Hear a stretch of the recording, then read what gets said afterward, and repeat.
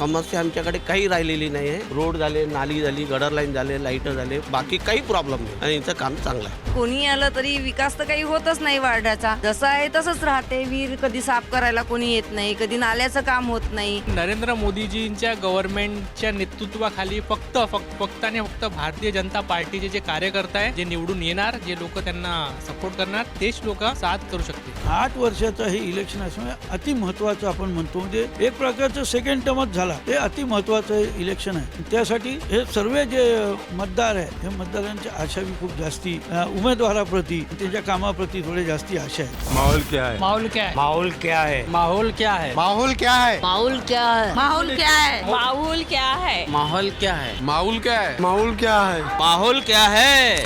हा माहोल क्या है? नागपूर मनपा निवडणूक रंगात आली आहे, मात्र खरा प्रश्न आहे माहोल क्या है? कोण आघाडीवर आहे, कोण मागे पडतंय? सर्वात महत्त्वाचं म्हणजे मतदार राजाच्या मनात काय आहे, कुणाला कसा नगरसेवक हवा आहे, कुणाच्या प्रभागात काय समस्या आहेत आणि या समस्या सोडवण्यासाठी त्या उमेदवाराकडून काय अपेक्षा आहेत, या सर्व प्रश्नांची उत्तरं जाणून घेण्यासाठी आम्ही थेट मैदानावर उतरलो आहोत आणि आम्ही विविध प्रभागांमध्ये जाऊन आम्ही मतदारांशी संपर्क साधत आहोत. याच शृंखलेत आज आम्ही आलो आहोत प्रभाग क्रमांक 18 मध्ये.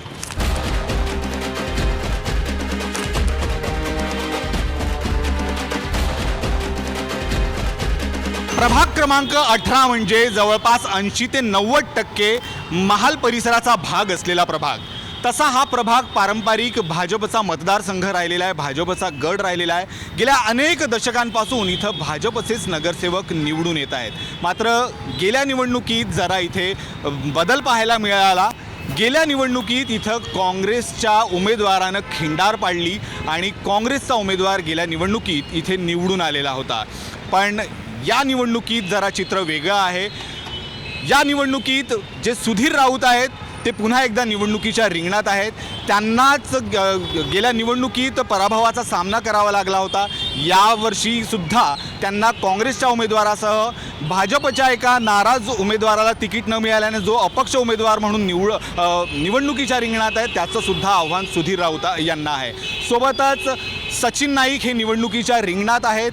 त्यासोबतच इतर 2 उमेदवारसुद्धा भाजपचे आहेत. सोबतच काँग्रेसनं सुद्धा या भाजप उमेदवारांना आव्हान देण्यासाठी आपले तगडे उमेदवार इथे उभे केलेले आहेत. मात्र मतदारांच्या मनात काय आहे हे आपल्याला जाणून घ्यायचं आहे. तर चला जाऊयात मतदारापर्यंत आणि जाणून घेऊयात त्यांना कसा नगरसेवक हवा आहे आणि प्रभाग क्रमांक 18 मध्ये माहोल क्या है.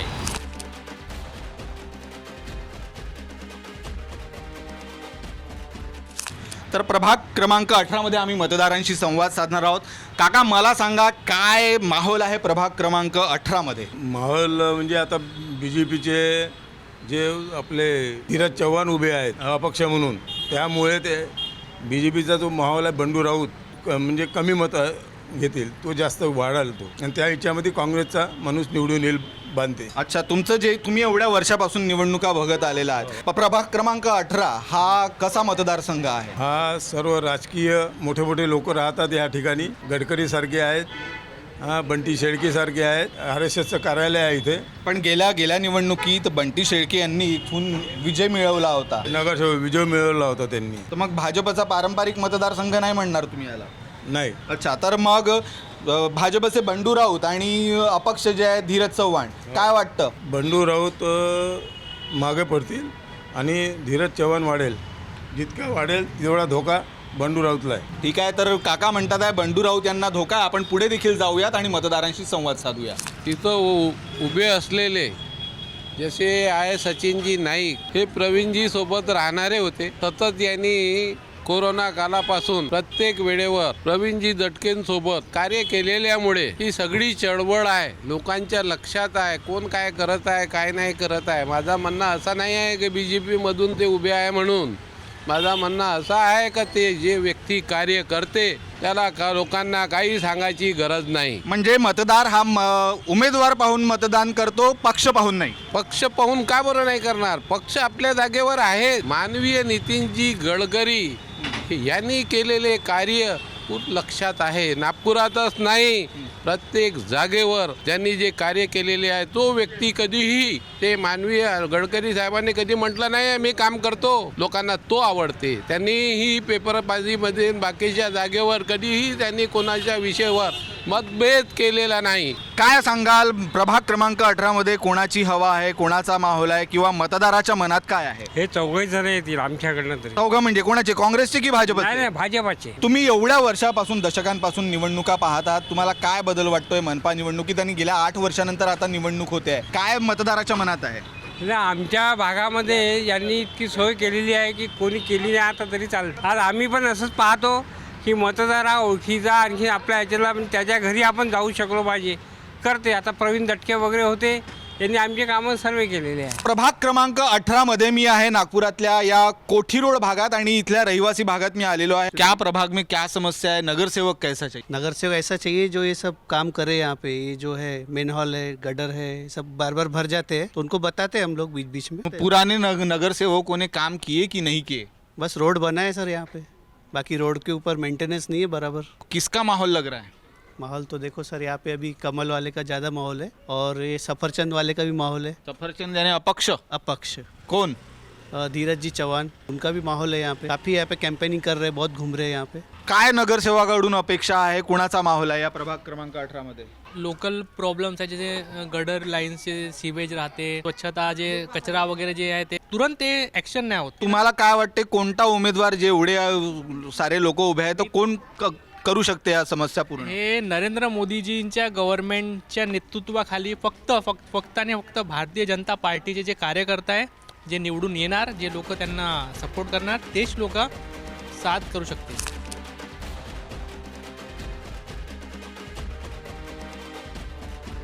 काय आजोबा, प्रभाग क्रमांक 18 मध्ये काय स्थिती आहे, काय म्हणते इथचा माहोल? शांत आहे माहोल. पक्ष पाहून देतात मतदार की उमेदवार पाहून? उमेदवार पाहून द्यायचं, जो काम करेल त्याला द्यायचं. तर मग एवढे सारे उभे आहेत तर कोण काम करू शकते? धीरज चव्हाण आहे सध्या. अपक्ष म्हणून आहे म्हणजे माणूस पाहून देता तुम्ही, पक्ष पाहून नाही? नाही, पक्षाचं काही जरूरत नाही, माणूस काम करणारा माणूस. सध्या प्रभाग 18मध्ये BJPचा चांगला माहोल आहे. चारही पॅनल निवडील, पण की यांच्या विकासाचं काम चांगलं आहे. गेल्या निवडणुकीत मात्र प्रभाग क्रमांक 18 मध्ये काँग्रेसचा एक नगरसेवक निवडून आला होता. मग काय म्हणाल, मतदारांचं मत कुणाला जाईल यंदा? यंदा मतदारांचं मत पूर्ण BJPला जाईल. समस्या आमच्याकडे काही राहिलेली नाही आहे. रोड झाले, नाली झाली, गडर लाईन झाले, लाईटर झाले, बाकी काही प्रॉब्लेम नाही आणि यांचं काम चांगलं आहे. असं काही सांगता येत नाही, कारण की ट्रँग्युलर फाईट आहे इथे. अच्छा, ट्रँग्युलर कोणाकोणामध्ये? बंडू राऊत, प्रकाश मानते, नीरज चव्हाण. मतदाराच्या मनात काय आहे? त्याचे तो ओढल, जास्तीत जास्त जोही कोणी निवडून येईल तिघामधून, तो जास्तीत जास्त 100 ते 150-200 मताच्या हातात निवडून, म्हणजे फाईट टफ आहे, हे मला म्हणायचं आहे. माहोल तर सगळा BJPचाच दिसून राहिला चारीकडे, त्याच्याशिवाय मला दुसरं कोणी काही हे दिसत नाही आहे. तर काय अपेक्षा आहे पुढच्या नगरसेवकांकडून? म्हणजे ज्या प्रकारे आतापर्यंत काम करत आलेले आहे, असं त्याच्यापेक्षा अजून जास्त चांगल्या प्रकारे त्यांनी काम आपलं समोर न्यावं ही इच्छा आहे. खर माहोल तर खूपच सगळेजणी ओरडाआरडी करतात आहे, तरी पण आम्हाला जे आमचे जुने परंपरा आहेत त्याची आम्ही वोटिंग करणार आहोत. बरं, मतदार माणूस पाहून मतदान करतो की पक्ष पाहून? नाही, तसं काही नाही. म्हणजे पक्ष पाहून त्यांनी तसं त्या लायकीला माणूसही असतो, त्याच्यामुळे मग तसं आम्ही करतो. तसे त्या आहे की काही पक्षांसाठी सुद्धा गोंधळ झालेला आहे, त्याच्यामुळे आम्ही काही चेहरा बघून सुद्धा आम्ही मतदान करणार आहोत. चेहरा मतदान पाहून सुद्धा मतदान करणार आहे. बाकीचे जे पीक आहे, जे पक्षासाठी करायचं ते करणारच आहे. कुत्र्यांचा जरा सुळसुळाट खूप झालेला आहे इथे, तो सगळा भाग तो त्यांनी बघावा. नक्कीच प्रभागात किंवा स्थानिक पातळीवर याच समस्या असतात. स्वच्छता किंवा पाळीव प्राण्यांचा किंवा श्वानांचा आपण प्रश्न म्हटला. पक्षांचे उमेदवार लोकांच्या घरी जाऊन मतं मागतात, तसं आम्ही सुद्धा लोकांच्या घरी जाऊन त्यांचं काय मत आहे हे जाणून घेण्याचा प्रयत्न करणार आहोत. ज्येष्ठ मतदार आहेत. आजी, आत येऊ का? बरं, आलो. 1 मिनिट. गेल्या अनेक वर्षांपासून तुम्ही निवडणुका पाहत आहात, मनपा निवडणूक होते. एका नगरसेवकाकडून काय अपेक्षा असते मतदाराला? त्याचं चांगलं काम करावं, पाणी चांगलं द्यावं, रस्ते साफ करावे, दुसरं आपल्या अपेक्षा काहीच नसते. बरं, एवढे उमेदवार तुमच्याकडे येत असतील मतं मागायला, तर काय आहे तुमच्या मनात? असं सगळ्यांना आपण हो म्हणावं लागतं ना. का सगळे आपले नातेवाईक असतात, ओळखीचे असतात, कोणाला वाईट वाटायला नको. तुम्ही म्हणाल मला हो बाबा, तुम्ही मला हो मला, आहे की नाही? कारण हे कशा करायला दुःख करायला लोकांना असतं ना. सगळ्यात चांगलं व्हावं, सगळ्याला निवडून यावे, सगळ्यांना चांगलं मुख्य येणाऱ्या लोकांनी कामं चांगली करावी. आजोबासुद्धा आमच्यासोबत आहेत. काय तुम्हाला वाटतं, माहोल काय कुणाचा आहे? आमच्या इकडे हे बसले बंडोबा बसले आहेत. त्यांनी मागचे काय हे माहीत नाही मध्ये हारला होता. गेल्या निवडणुकीत पराभूत झाले होते. हां, आता ठीक आहे, आपण काही सांगू शकत नाही. यावर्षी पुन्हा निवडणुकीत आहेत, अपक्ष उमेदवार सुद्धा आहेत आणि काँग्रेसची सुद्धा आहे. काही विशेष हे नाही. आता माझी तब्येत विशेष चांगली नाही आहे.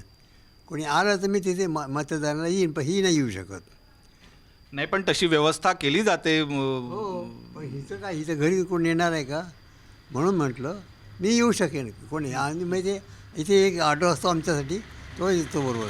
नक्कीच मतदारांमध्ये उत्साह आहे. एवढ्या वयातही आम्ही मतदानाला जाऊ, हेच आवाहन हे मतदार करत आहेत. प्रत्येक वार्ड जो काही आहे, महानगरपालिका जेव्हापासून अस्तित्वात आली तेव्हापासून प्रत्येक योजना आहेतच, पण त्या नूतनीकरण करत असताना त्या ज्या पद्धतीने वस्ती वाढते, ज्या पद्धतीने लोकसंख्या वाढते, ज्या पद्धतीने घराचं FSR वगैरे वाढलेलं आहे, त्या दृष्टिकोनातून ड्रेनेज आहे, आरोग्यसेवा आहे, शिक्षण आहे, महानगरपालिकेला काय हवं आहे, महानगरपालिकेच्या योजना काय आहे, त्या प्रत्येक नागरिकापर्यंत पोहोचवण्याचं जे काही काम आहे ते एक सेवक म्हणून, नगरसेवक, नगर आणि त्याच्यातला असलेला सेवक, याच्यातली जी परिभाषा आहे त्यातून सेवकांनी काय काम करायचं, तर ज्या योजना आहेत त्या नागरिकापर्यंत गेल्या पाहिजे. आणि त्याचा लाभ जे आपण टॅक्स देतो, वॉटर टॅक्स देतो, नंतर घरावरचा टॅक्स आहे, अनेक गोष्टीचा आहे, वीज बिल वगैरे आहे, तर अमुक प्रत्येक गोष्टीतून निधी जमा होतो. त्या निधीचा उपयोग बरोबर झाला आहे की नाही झाला आहे, तो प्रत्येक ठिकाणी पोचला आहे की नाही पोचला आहे, याची जागृती आणि याचा अभ्यास असा ज्या नगरसेवकाला, म्हणजे जो उमेदवार उभा आहे त्या उमेदवाराजवळ आहे का, हे प्रत्येक नागरिकांनी आपलं अध्ययन केलं पाहिजे. आणि त्या दृष्टिकोनातून आपला नगरसेवक कसा असावा, या दृष्टिकोनातून त्या नगरसेवकाची निवड करावी. तो पक्षाचा आहे किंवा नाही आहे, पण का करत असताना दोन बोट आहेत. पक्ष, राज्य आणि केंद्र सरकारमध्ये राज्य जर असेल आणि जर स्थानिक लेवलवर जर राज्य जर त्याच पक्षाचं असेल तर त्याला जोर मिळतो, निधी मिळतो, त्या निधीचा उपयोग होतो. म्हणून असे जे काही राज्य असतात की जिथे राज्यामध्ये पक्ष काम करत आहे, अशाही दृष्टिकोनातून अशा पक्षाचा उमेदवार यावा. आणि उमेदवाराचं क्वालिफिकेशन म्हणजे खूप शिकलेलं आहे असं नाही आहे, त्याला काय आवश्यकता, त्याच्या पद्धतीने त्यांनी काय उपयोगाने आपल्या शिक्षणाचा उपयोग नागरिकांसाठी कसा होऊ शकतो, त्यांनी अभ्यास कसा केलेला आहे, त्या अभ्यासाच्या दृष्टिकोनातून जर आपल्या नगरामध्ये जर चांगल्या पद्धतीने, जसं विरंगुळा आहे, ज्येष्ठ नागरिकांसाठी विरंगुळा आहे, युवकांसाठी ई-लायब्ररीचं आता प्रस्थ चालू आहे. म्हणजे पहिले लायब्रऱ्या होत्या, त्या लायब्ररीचं नूतनीकरण, ज्या शाळा आहेत कॉर्पोरेशनच्या, त्या शाळांमध्ये इंग्रजी माध्यम आहे का, मराठी माध्यम आहे का, मग त्या मराठी आणि इंग्रजी माध्यमांचं सरमिसळ करून ज्या आता कॉन्व्हेंट चालू आहे त्याच्यावरही बसू शकतो. आणि या पद्धतीने गरीब लोक, गरीब मध्यम या वर्गालासुद्धा या एज्युकेशनचा फायदा होऊ शकेल. या दृष्टिकोनातून प्रयत्न करणारा नगरसेवक जर आपल्याला मिळाला तर तो सगळ्यांचा उपयोगी ठरू शकतो. नक्कीच. मी आतापर्यंत एवढ्या वर्षापासून मी मुलाखती घेत आहोत किंवा मतदारांशी संपर्क साधत आहोत, पण ज्याप्रमाणे तुम्ही मला नगरसेवक कसा असायला पाहिजे आणि मतदारांनी काय करायला पाहिजे हे ज्याप्रमाणे तुम्ही समजावून सांगितलं, नक्कीच हे काकांनी सांगितल्याप्रमाणे ऐकण्यासारखं आहे आणि समजण्यासारखं आहे की नगरसेवक कसा असायला हवा आणि मतदारांनी काय करायला.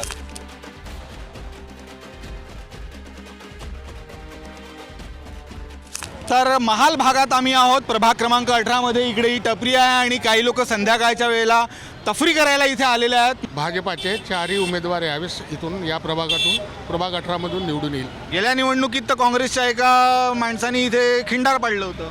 त्यावेळेस थोडंसं राहायच्या चुकीत नाराजी होती थोडीशी, त्यामुळे पडलं होतं. नगरसेवक बंडू राऊत सारखं पाहिजे. बंडू राऊत सारखा, पण गेल्या वर्षी हारले होते गेल्या निवडणूक. काही लोकांनी केलं असेल त्यांच्याबरोबर त्यावेळेस, पण आता तर लोकांना समजलं की बंडू राऊत काय.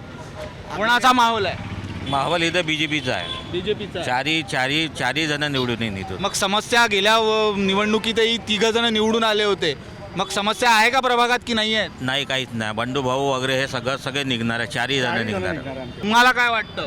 4ही बीजेपीचे नगरसेवक येईल. चांगला वर्कही आहे त्यांचा. सचिन भाऊ आहे, आपले बंडूजी राऊत आहे, नांदूरकर ताई आहे, उदापुरे मॅडम नवीन आहे. आमच्या नगरसेवक बंडूराव चव्हाण जास्त सारखं पाहिजे. म्हणजे आम्ही जेव्हा त्यांना आमच्यासाठी गरिबांसाठी आवाज देऊ तसे ते येतात ना, तसे पाहिजे. म्हणजे माणूस पाहून इथे मतदान करतात. इकडे आणखी काही लोक आहेत. क्या बोलता है यहाँ का मतदार? बंडूराव जैसा होना, सीधे बंडूराव जैसा होना चाहिए, क्योंकि उनके बहुत सारे वर्क है, बहुत अच्छे हैं.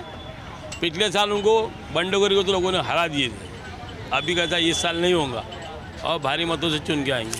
प्रभाग क्रमांक 18 मधल्या आता मी आलेलो आहे शिवाजीनगर या भागात. अगदी दाट वस्तीचा हा परिसर आहे. महालातला भाग आहे. दाट वस्तीचा परिसर आहे. गल्ल्या गल्ल्यांमध्ये अनेक नागरिक इथे वास्तव्यात असतात. इथे अनेक अरे वा वा इथे अनेक मतदार आहेत. त्यांच्याशी सुद्धा आम्ही संवाद साधणार. समस्यांचं निवारण झालं पाहिजे, बस एवढीच अपेक्षा असते. उमेदवार उभे आहेत. काय वाटतं तुम्हाला, कोण उमेदवार या समस्यांचं निवारण करू शकतो? चारही उमेदवार समस्यांचे निवारण करू शकतात. कोणाचे चार? आम्ही कडचीच गोष्ट करत आहे. बीजेपीचे उमेदवारांची बद्दल बोलत आहे. आम्ही त्यांना समर्थन करत आहे. गेल्या निवडणुकीत भाजपचे 3 नगरसेवक निवडून आले होते आणि एक काँग्रेसचा नगरसेवक निवडून आला होता प्रभाग क्रमांक 18 मध्ये. 8 वर्षांनी आता निवडणूक होते आहे. खूप काही बदललेलं आहे. मतदाराच्या मनात काय? मागच्या वेळी जी चुकी झाली होती का जसे आमच्याकडले बंडूभाऊ राऊते पडलेले होते, पण ह्यावेळेस अशी काही चुकी होणार नाही. चारही उमेदवार चांगल्या बहुसंख्य मतांनी निवडून येणार ह्यावेळेस. कोणी आलं तरी विकास तर काही होतच नाही वार्डाचा. जसं आहे तसंच राहते. विहीर कधी साफ करायला कोणी येत नाही, कधी नाल्याचं काम होत नाही. हे झाड तोडा म्हटलं हे तोडणं होत नाही, काहीच काम करत नाहीत. मग येऊन काही उपयोग आहे का सांगा मला. मग आता जे उमेदवार तुमच्याकडे मतं मागायला येत आहेत त्यांना तुम्ही या समस्या सांगितल्या आहे का? सगळ्यांना सांगितलंय, सगळ्याला माहिती आहे वार्डाच्या समस्या काय आहे म्हणून. कोणता उमेदवार या समस्या सोडवू शकतो? तर आमचीच आई आतापर्यंत सगळं करत आलेली आहे, पण आता बघू आता कोण करते त्यांच्याकडे आम्ही लक्ष. तुमची आई म्हणजे मला नाही समजलं. मायाताई भोसकर आताही वार्डाचे काम त्याच करतात. का बरं? का बरं म्हणजे त्यांना जनसेवा करायची आहे ना. कोणी निवडून या काही या. याच आहे का तुमची आई? अच्छा, नमस्कार. मला सांगा काय, अच्छा तुम्ही नगरसेविका होता काय बोलता? केव्हा? 92 मध्ये पडली होती मी. सुधाकर दादा निंबाळकर होते त्यावेळेला थोड्या मतांनी. पण मी 97 मध्ये सर्व बऱ्याच उमेदवारांची जमानत जप्त करून मी निवडून आलेली होती त्यावेळेला. जेंट्स वार्डात 16 पुरुष आणि 1 महिला होती मी. तेव्हा कोणता वॉर्ड होता हा? ह्या तेव्हा ओपन होता. मी ओपनमध्येच लढली होती. 16 पुरुष होते आणि मी एकच महिला त्यामध्ये लढली होती. पण सर्वांची जमानत जप्त करून मी निवडून आली होती. कारण की माझं काम तसं होतं. एक पुरुष नागपूर शहरातल्या कानाकोपऱ्यात काम नाही करू शकत. त्याच्यापेक्षा जबरदस्त कितीतरी पट्टीनं मी काम केलेलं आहे. अनेक गरिबाच्या घराघरातून, झोपड्यातून, गल्लीतून अनेकाच्या घरी जाऊन मी गडरचे कामं केलेले आहे, संडासचे केलेले आहे. कोणी फाशी लागलेला पेशंट असो किंवा तुम्ही तुमचे कामं तर केले होते, पण आता एवढ्या वर्षानंतर आता हे 30-35 वर्ष झालेले आहेत. आता निवडणुकीत किती बदल झालेला आहे आणि आता तेव्हा वॉर्ड होते आता प्रभाग म्हणून आहेत. काय बदल वाटतोय तुम्हाला? बदल म्हणजे असा वाटतो की 4 कोपऱ्यातले 4 नगरसेवक दिले. बरं, मला सांगा प्रभाग क्रमांक 18 मध्ये आणि या शिवाजीनगरातल्या भागामध्ये काय काय समस्या आहेत आणि उमेदवाराकडून काय अपेक्षा आहे? उमेदवाराकडून घराच्या झोपडपट्टीच्या रजिस्ट्र्या झाल्या पाहिजे, ह्या फार महत्त्वाच्या आहे. आणि अजूनही आपल्याला वाटते की आपली BJP यावं आणि BJP अशासाठी यावं असं वाटते चारही उमेदवार की आमचे केंद्रात जे बसलेले नितीनजी गडकरी साहेब आहे ते फार मोठे आमचे नेते आहे.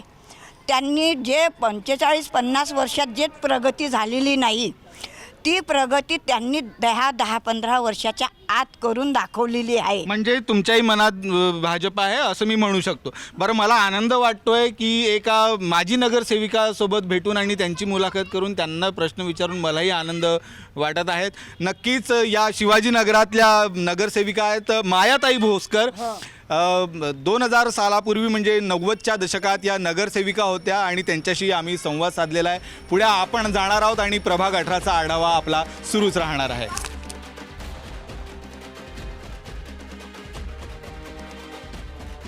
मी सध्या आहे महाल भागात राजे भोसले यांच्या या वाड्यामध्ये आणि राजे मुधोजी भोसले सुद्धा इथे आमच्यासोबत आहेत. राजा असो किंवा रंक, मतदार हा मतदार असतो. मतदार जेव्हा ही मनपा निवडणूक होते, मतदार हा उमेदवार पाहून, माणूस पाहून मतदान करतो की पक्ष पाहून? नाही, पक्षाचा रोल असतोच. पक्षाचा मजबूतीसाठी रोल असतो, पण बऱ्याच ठिकाणी त्या पक्षाबरोबर त्या माणसालाही पाहिलं जातं. आणि मला वाटतं, असं वाटतं की ह्यावेळेस जसे काही प्रभाग, म्हणजे आमचे प्रभाग आहे किंवा इतर प्रभागामध्ये काम करणाऱ्या व्यक्तींना तिकीट दिली आहे. म्हणजे भारतीय जनता पक्षाने काम करणाऱ्या व्यक्तीला तिकीट दिल्यामुळं आणि सहसा सत्तेचा जिथं प्रवाह असतो त्या प्रवाहाच्या दिशेने वाटचाल केलेली अतिउत्तम असा एक विचार बी असतो. कारण की विकासाच्या कार्याला फंड लागतो. जिथं आपल्या सत्तेच्या दिशेने आपण जाऊ तर या सर्व ह्याला त्याला एक मोकळा हात असतो काम करायला. म्हणून एक ते बी एक विचारसरणी लोकांच्या मनामध्ये आहे.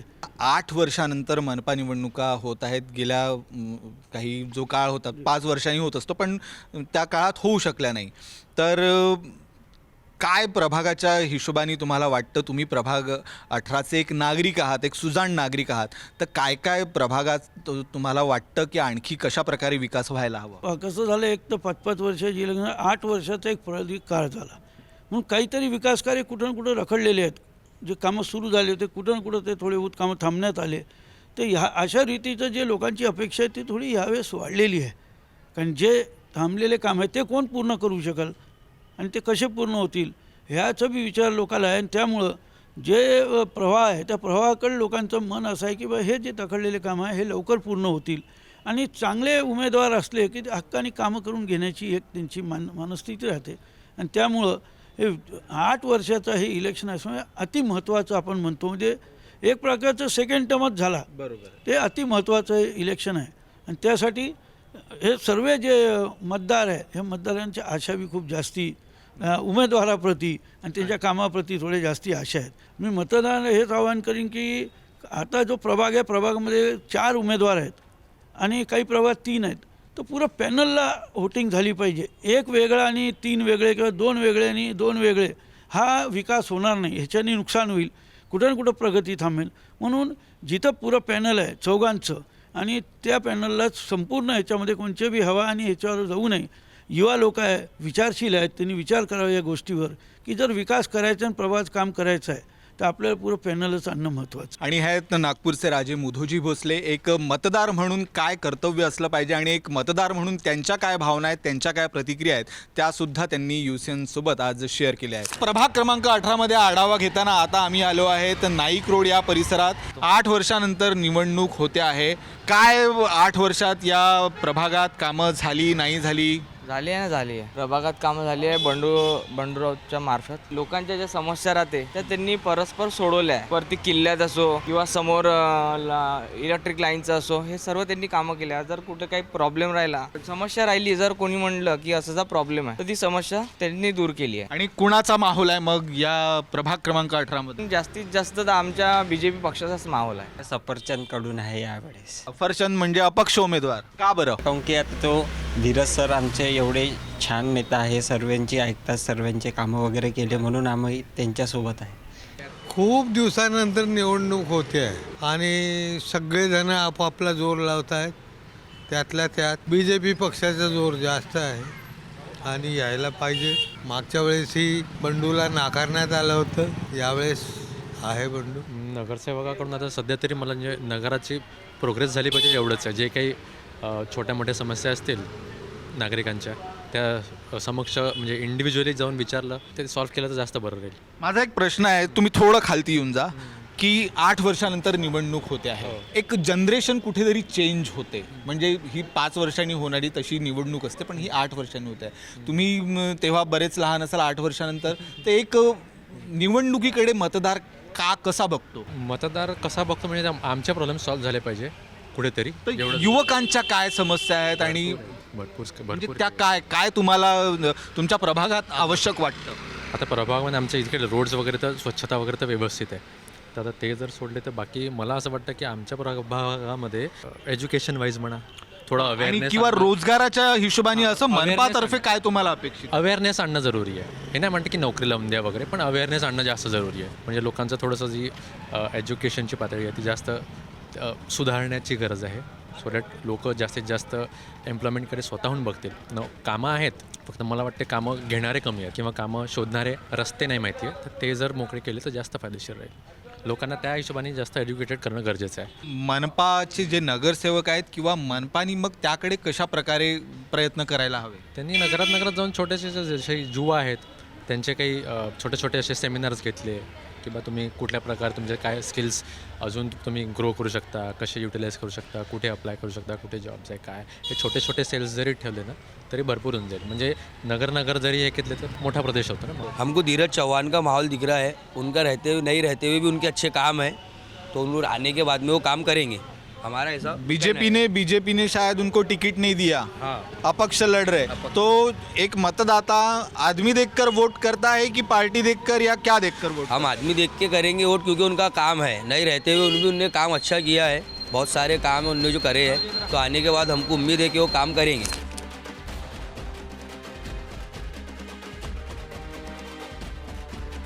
बरकस चौक वॉकर रोडवर चहा पिऊयात. मला सांगा, प्रभाग 18मध्येच आपण मतदान करता? हो. बरं, काय वाटतं तुम्हाला नगरसेवक कसा हवा आहे? प्रभागात काय काय समस्या आहेत? प्रभागामध्ये समस्या तर भरपूर आता काही सांगण्यालायक नाही, पण कुठे रस्ते, कुठे बेवडे लोक जास्त दारू पितात, रस्त्यावर बसून राहतात, त्या प्रॉब्लेम आहे थोड्याशा. तर मग नगरसेवकाकडून तुम्हाला आता जो निवडून द्याल त्याच्याकडून तुम्हाला काय अपेक्षा? सगळ्यात पहिले तर रस्त्यावर जे दारू पिणारे बेवडे, आम्ही याच्याबद्दलच म्हणणार की भाऊ हे बरं नाही बाबा, म्हणून थोडंसं घराच्या बाहेर बाई वगैरे निघायला थोडासा त्रास होतो त्यासाठी. मनपा निवडणुकीकडे तुम्ही कशा प्रकारे बघता? आता काय झालं की कॉर्पोरेशनला पूर्ण CEO म्हणजे चीफ ऑफिसर्स लोक ते पब्लिकचं ऐकत नव्हती. पब्लिकचा काही जे प्रॉब्लेम्स आहे ते सॉल्व करत नव्हते.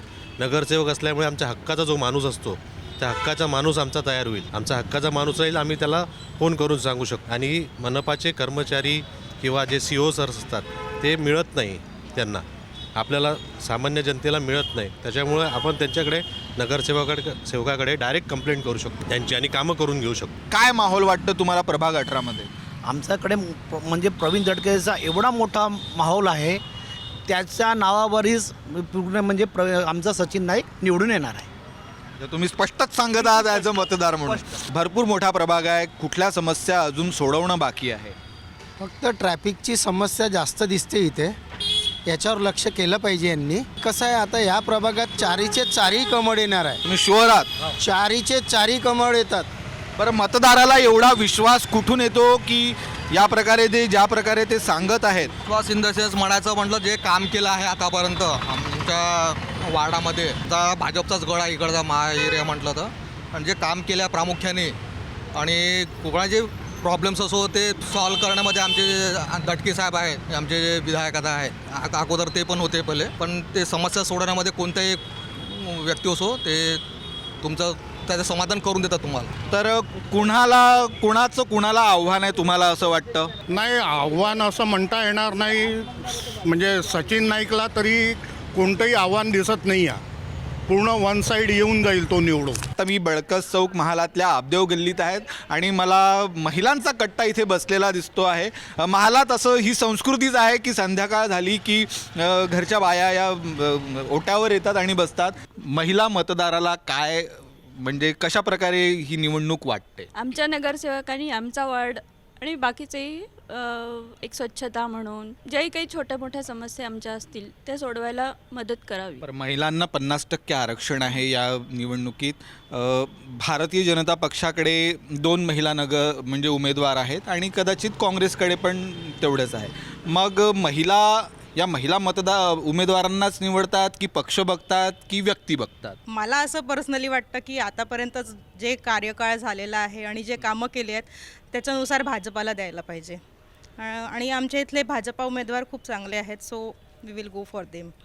नगरसेवकाकडनं इतक्याच अपेक्षा असतात की जनतेला जो काही प्रॉब्लेम येतात ते त्यांनी पटापट सॉल्व्ह व्हायला पाहिजे. ॲटलिस्ट 15 दिवस ते 1 महिन्यामध्ये एखाद्या वॉर्डमध्ये तुम्ही एक चक्कर मारा. लोकांच्या तेवढ्याच अपेक्षा दिसतात आहे. आणि जे काय मुके जनावरं फिरत असतात त्यांचा बंदोबस्त व्हायला पाहिजे.